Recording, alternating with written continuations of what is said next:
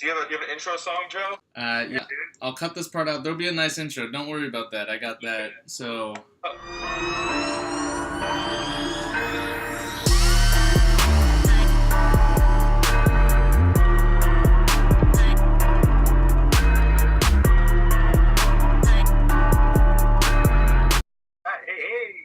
Well, boys, welcome to the first Kickoff Duckland podcast. Sitting here with my boys, Michael Burrs and Joseph Ginn from California, New York. Yo. I'm out here in Oregon, representing quite well across the nation. Duckland stay strong. Well, I should talk about today, boys. Great win this weekend for our. I mean, he's like our youngest child that we want to succeed, John White. You hope for the best. He just doesn't quite get it at school, you know. He's kind of behind a few levels in reading class, but you want him to do so well, finish that book, and he really finished it on Monday night. You know when you go to your parent-teacher conference and all they talk about is potential? It's like, your kid, well, yeah, he comes to see my husband, but he has a lot of potential. And I feel like that's John White. You know, he always knew the potential was there. He did his research, but he just couldn't get ahead in class. John's the guy on the basketball court who he hustles, he plays hard, you know. He goes for rebounds, is diving for loose balls, but he doesn't really have any actual skills like jump shot. Isn't actually not fat. He always reminds me of that kid that gets picked last in PE class, and then like the last day of school he hits a home run, and you see the PE teacher back there, and he's like choking back tears because that fucking little Simon Birch kid just hit a home run, and he's like so happy for him, and it's just like his one time to shot, like, oh, I'm like, got it, yes. And I mean, realistically, it's not going to happen again, but you know, for that one day. John I think J-Dub's going to do all right this year. He's going to do all right. John's best record usually is when the season starts at 0-0. But, I mean, at this point, he's actually 1-2. So he could get back to even. Probably won't happen, but. No, it's not just this. And I don't know, but I haven't looked back at the stats, but I'm pretty confident 1-2 is John's best start to a year. Am I wrong? I don't have to fact check that. That has to be a fact. He might have. Dude, I was looking into it. Did you know that was Devontae Freeman's most yards, 1 yard, in his entire career in the NFL? And the other guy scored 3 touchdowns, Stephen Coleman, and he still put up. It was his second most fantasy football points in his entire career. I mean, this was an act of God. Yeah. And Chris. I'm not sure, but I think we could steal, guy. And Christine Michael coming in with 24 points. 24.1. Oh, he had crossed the board. I mean, Tim put up 143 That's just insane. It's going to go down as the biggest upset in fantasy football history. It's on the annals of fantasy football. T.Y. Hilton with 24. Oh, God. Are we looking at it right now? Even Travis Kelce. Oh, that is a peak. That is a peak right there. When I saw him starting Will Fuller, I'm puked. But then, you know, of course they got 3 points, and he's still at 146. Yeah, there's no way that team can play that good ever again. He's that classic ratings lick. You see a couple articles on Will Fuller being like this week's, hot ad on the waiver wire, and Josh is all over it. He's benching his second round draft pick for him, and this week it worked out for him. Forset's not too hot either, but at least he's playing. He drafted Forsett when he was a free agent, so that was quite the guru move, the 8th round free agent draft. Hey, Nate, we were just talking about Tim's draft and how he really nailed everything, even though he lost to John. Oh, dude. I mean, if I'm going to go ahead and pick out my team to win the championship, that's not mine, and I would never choose mine because my team's fucking awful. It's got to be Tim because David Johnson in the first round, and you heard a lot of talk about David Johnson, and I ignored it. I don't know why, but if I don't know you and you don't have a cool YouTube film, I don't like you. That's why I got to know about that film, and I'm not. But David Johnson, you got here and there, everywhere, and the dude is unreal. What with McKinnon? What about Asiata? Who's going to be the guy there? Because Tim's Tim's got McKinnon on his bench. Away from any RBBCs, running back by committee, right? You always want to stay away from the RBBCs. Can you guys see me again? Dude, but either way, though, someone's going to have to play McKinnon or Asiata because all the running backs went down, and I think they are just awful. Well, speaking of, Tim drafted Jerick McKinnon. Ooh, Tim's got Gordon, too, coming back from suspension. Granted, he has baby mama issues.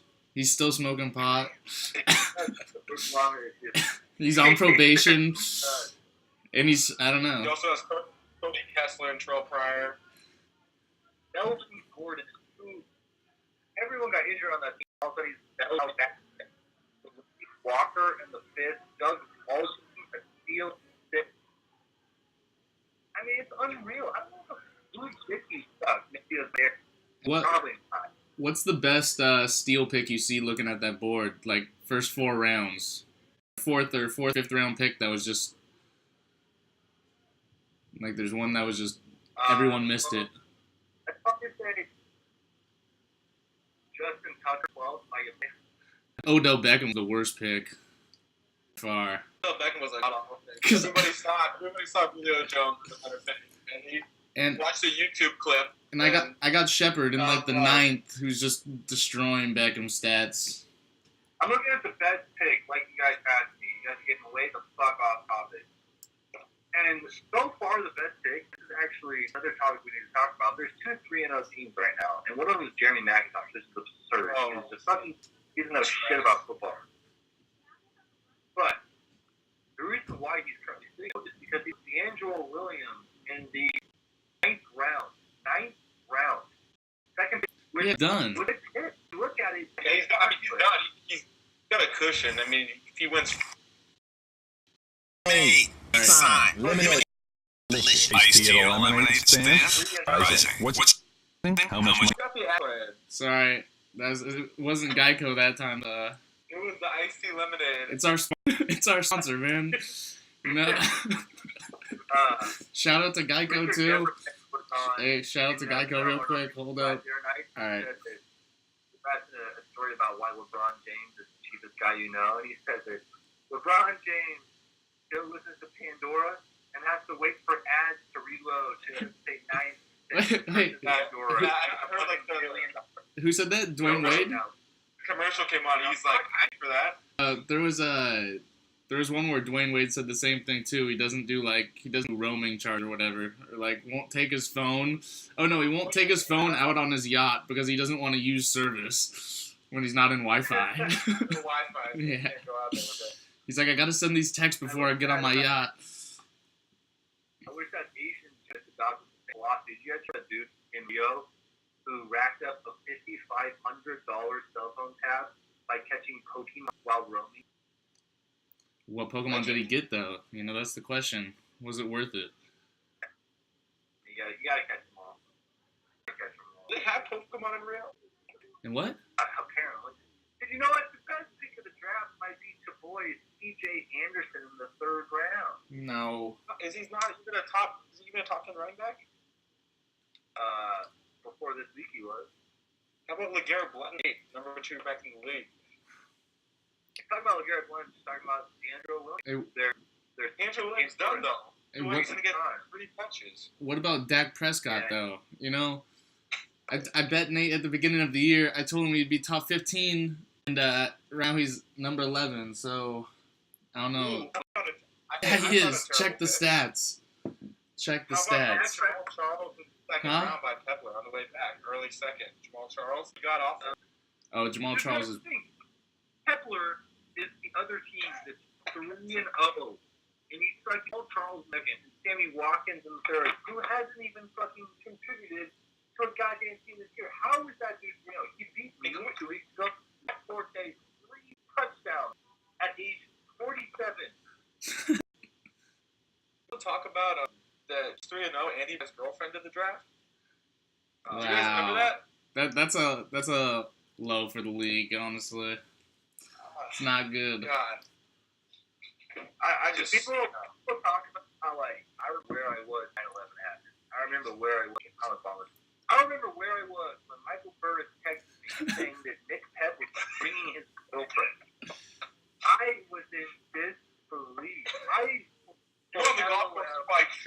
trees. Oh my God. LOL, no way. Haha, this is funny. No, I'm serious. Nick Pepper is bringing his girlfriend. I couldn't believe it. It's dudes only, you know. And also, like, if Michael was with her friends, I don't want to be anywhere near that party. Do the double take for your girl. Oh, my girl. Good check. Well, he's 53 now. Hey, wait. So if bringing your girlfriend is lucky, maybe we should bring our girlfriends next year. But we're not gonna do that because we're not fucking pussies. The question is, what's the punishment moving forward? Because it never had to be in place, but now there has to be one. Yeah, I don't know. Your girlfriend's got to wear a suit and your dress. How about your girlfriend has to go on a date with Robbie Cool? Lock him in the room with me for an hour after the draft. The ultimate punishment. Come on, girl. Girl, you go here. Oh man. Speaking of that guy, if you guys take a chance at Robbie's draft board and seen the color green on there, you gotta scroll down. It's in the 8th round who a receiver got taken. Yeah, what is he doing with his trade bait so far? Robbie's draft strategy, but it pains me to say it, guys. He drafted, now that I'm looking at it, he drafted Jordan Matthews in the 8th and Michael Crabtree in the 9th. Both are probably currently ahead of Odell Beckham. Crabtree was a great pick, though. I saw that one. He picked that one a couple ahead of me. I was pretty pissed. Last year, Crabtree did like the same as Cooper. Very similar. He's waiting. Amari Cooper is just dropping passes, several passes a game, which also brings me to another point. I want to know who you guys think is going to wear the dress this year, and I want to hear a bold prediction about it. Let me pull up the. I think it pains me to say this, not because they drafted Terry, and it's not that bold because he wore it last year, but fucking Jim, dude, his injuries are just. He went saying Nate has Christmas stockings in October. I think those don't come down, do they? I think we should. Do they have your old roommates' names on them? Like, is Kelly on there or Mark, or is it like Nate, the other Nate, and is it Marty? Huh? No names on it. Just whoever Santa wants to. The whole name, and not kind of ripped off. The name Maria's not up there for your sock, Nate. Yeah, does Maria have a sock?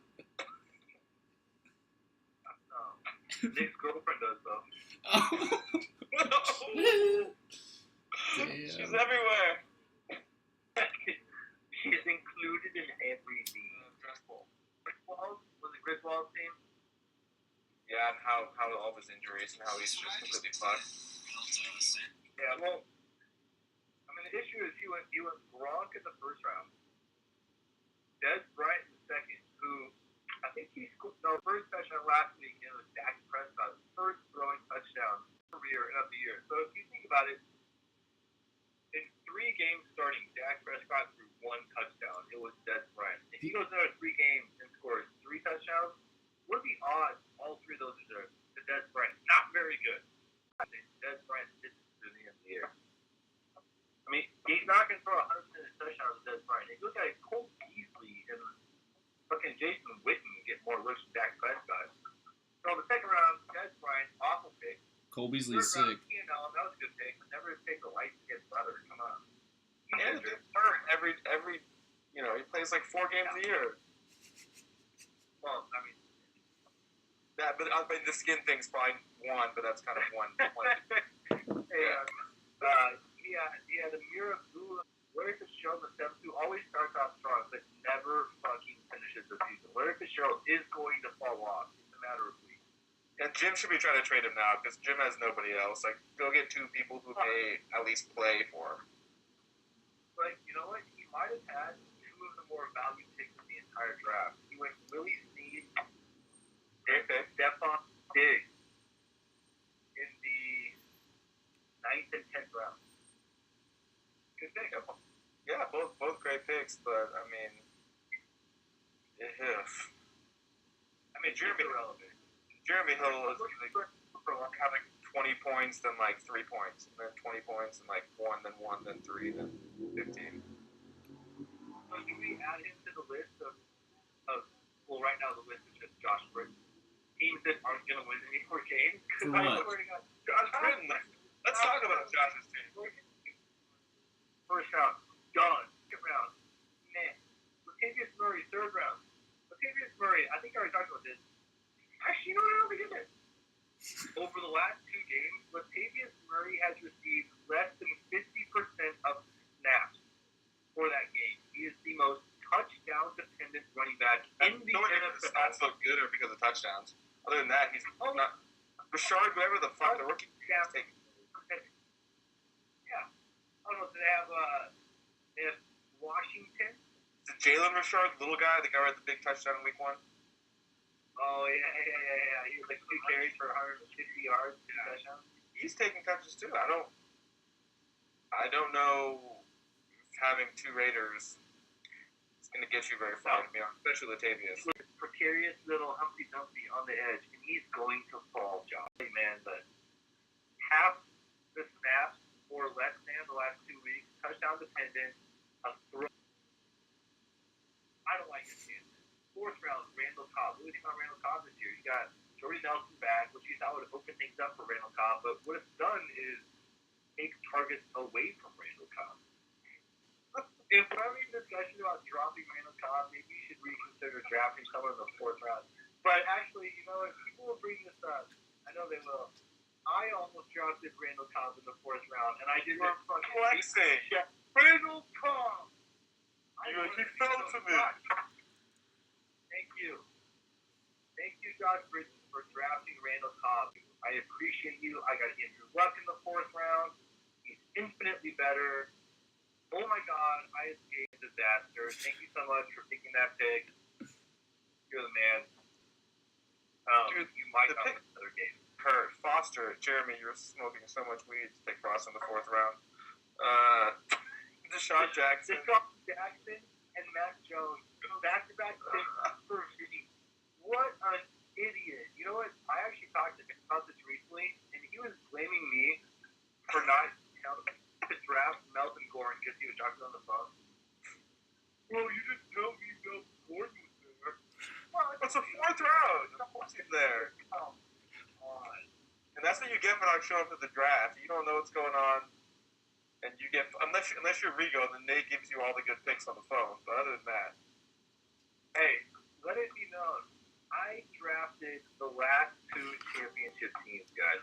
Yeah, something has to be changed about that. That can't be the process. And also, I don't like the way waivers are. I picked my team with Le'Veon Bell so that I would tank the first couple games, just like I have. It was a strategy, so I could have all the good waivers, because that's how it always works. And now I tanked just like I planned. you still have the first waiver. You haven't gone for anybody yet. I know, because now I have to save it. Before I was gonna have the worst. What? I was gonna have the worst record week 1. I was gonna have the worst record week 2. Worst record week 3. By the time I get Bell back and my waiver wire pickups, I would be a powerhouse. That was the strat, and I really believe I got fucked over this year by that change in rules after the draft happened. It was infamous. So, Yeah. Michael, I believe that rule was changed before the draft. No, it was after. It was in the car ride back. I think it was discussed and almost agreed upon in the draft, a handshake agreement, but then it became official after the draft. It so I wasn't don't think public. It wasn't public to all teams. It was a breach of contract. It was private information that was withheld. It was fucked up. Breach of contract. There you go. That's my language. It's Robbie's language is what that is. You did your game plan of taking the first 3 games of the season. You are 0-3. That's my game plan every year. If you haven't noticed, So far, so good. every year that I finish in second place, which has been a lot, I always tank the first 3 games. It's usually 1 and 2. I don't like to go 0-3. But I can't be perfect. But Alright, Joe, question for you. 0-3, bottom of the league, worst of the worst, absolute disaster, dumpster fire, worst, you hear things being thrown around, worst owner in the league, biggest idiot in fantasy. I don't say these things, but I hear them. Do you think that this is a must-win week for you? And before you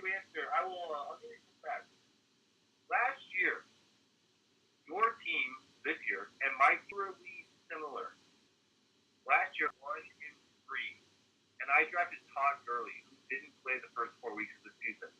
After Todd Gurley came back, I started owning teams, raping space, and I made playoffs. You drafted Le'Veon Bell, who didn't play the first 3 games of the season. You have the potential to go 1-3, which would be a very similar makeup to the team that I put in the playoffs last year.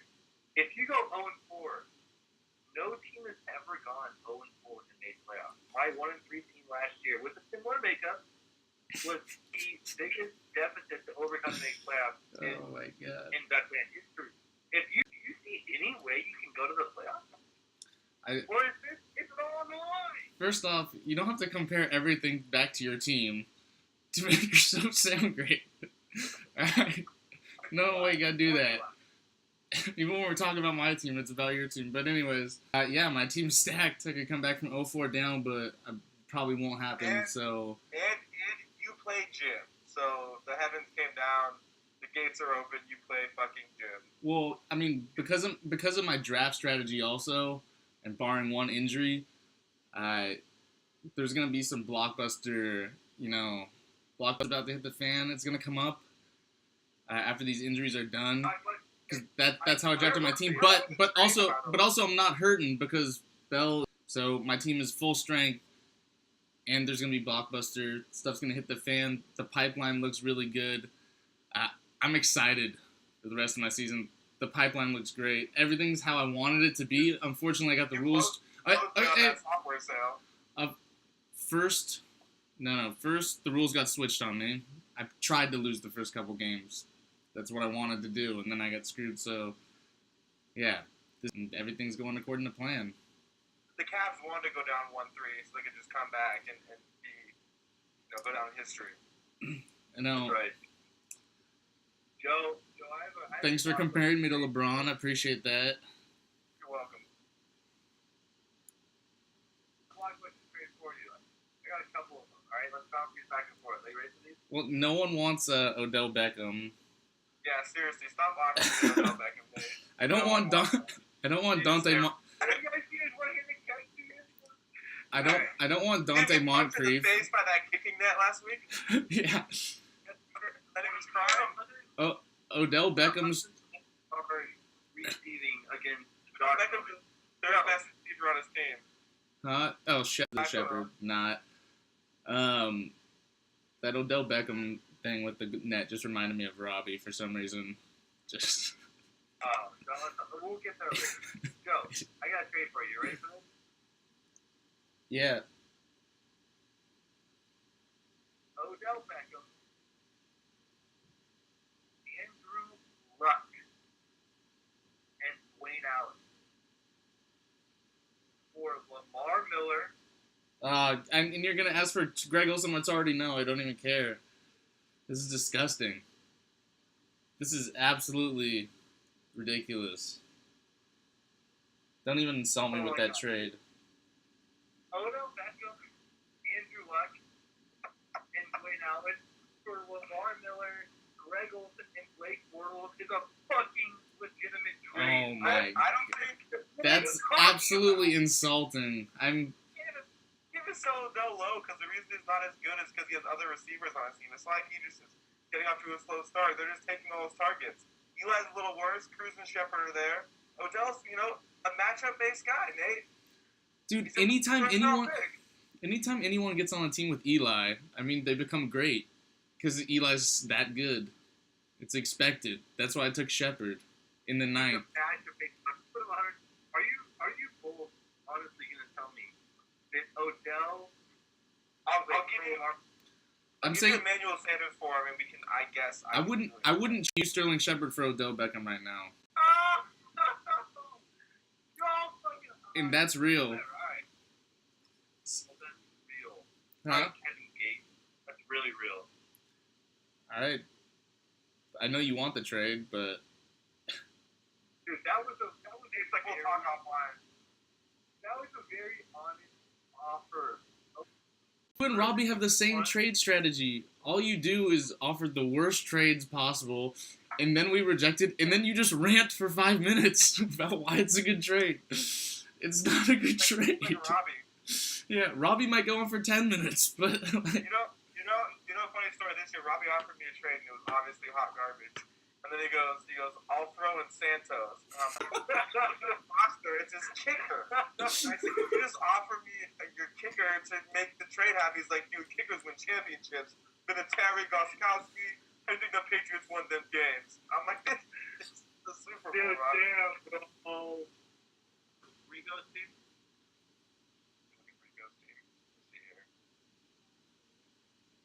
Rigo's team's fucking lame. I don't want to talk about Rigo's team. Look at Eddie Lacy. We were talking about it. He didn't do a good job from here on out. He's got Cameron Artis Payne in flex. That's an awful decision. He's got Jason. I mean, I'd take Cameron Artis Payne out. You know what? I think you put in. I think John Brown has a good league. I think you put in John Brown over Cameron. No, step back. Keep him in. hey, what do you think? What do you think about Chris Hogan? You know, actually, I have Chris Hogan in the league. He is not playable Wow. at all. But when Tom Brady comes back, we'll see. That's a wait and see. That's a start for my team. Chris Hogan. Your team, Nate, what'd you say? I want to hear Jesse on my team.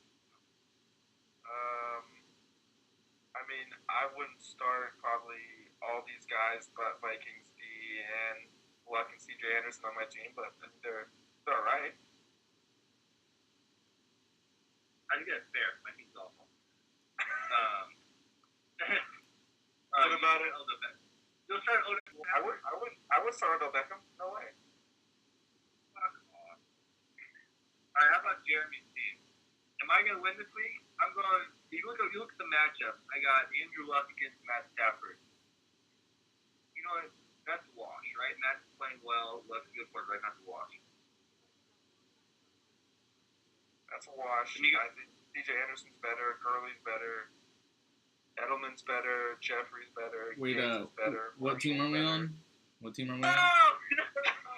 It's like, hey, CJ Anderson is much better than Fonzie Winfrey. He's starting the gas bag on Carolina school, dude.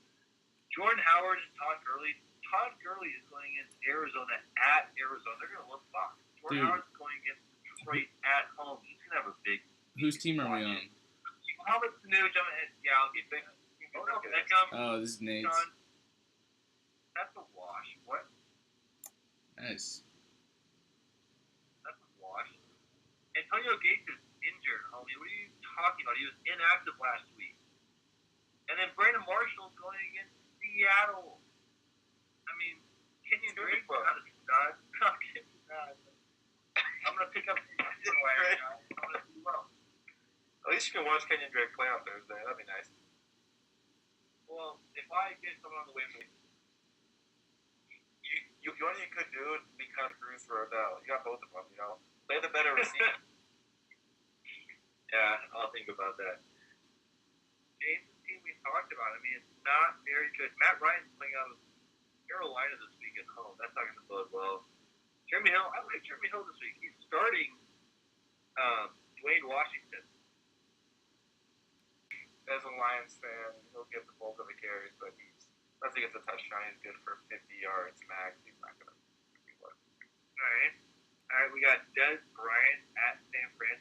I realized that Dak Prescott threw his first career touchdown last week, Dez Bryant, but that is a running offense. Dez Bryant, I'm not going to call him. He's not going to be a top 20 wide receiver. No. Dude, Dak Prescott. Burris, is Golden Tate not going to get that many targets this year? No? The reason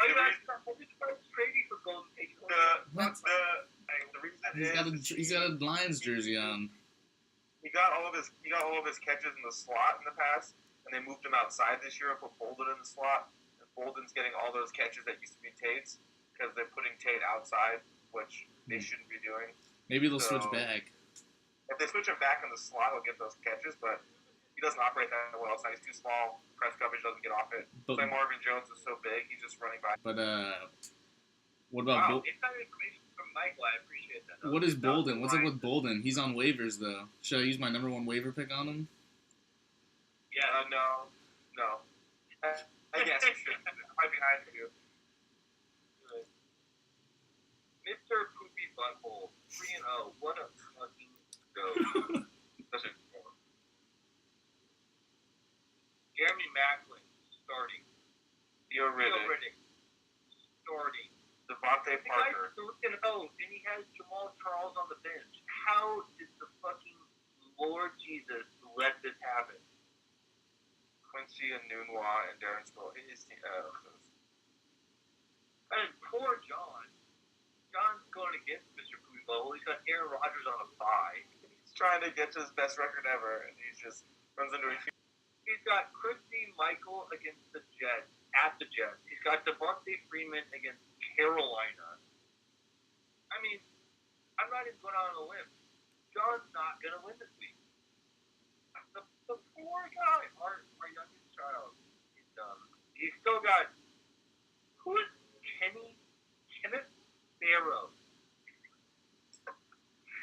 Yeah, you think there should be an increased...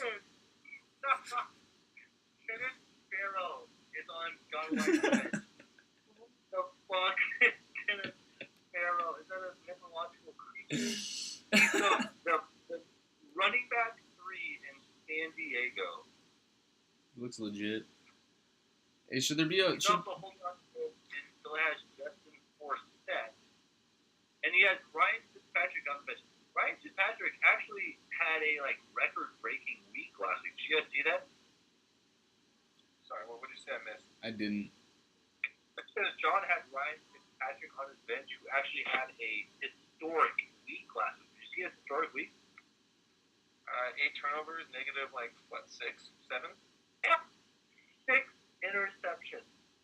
But he deserves the roster spot on John's team. You never know when you could use him. He's a real big bounce back guy. Hey, Oh, should there be Don't drop that guy.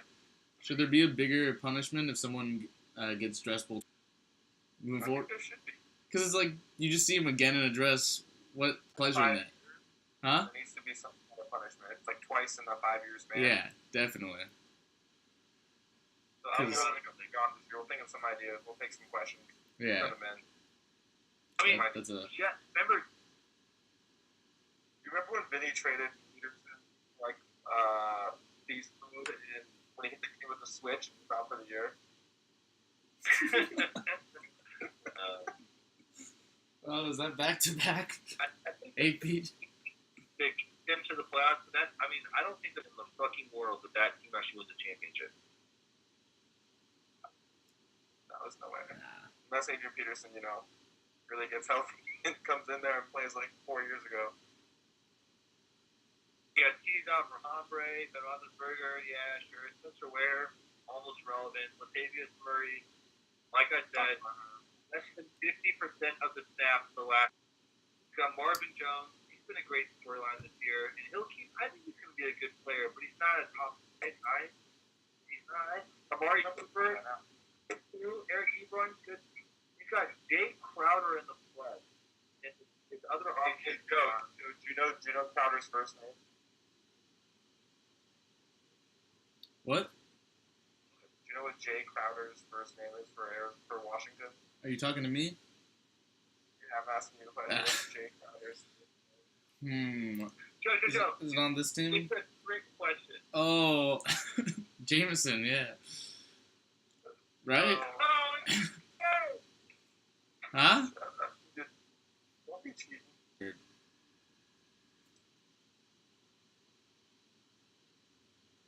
another recording off. We'll talk offline. What? Where'd Michael go? Alright.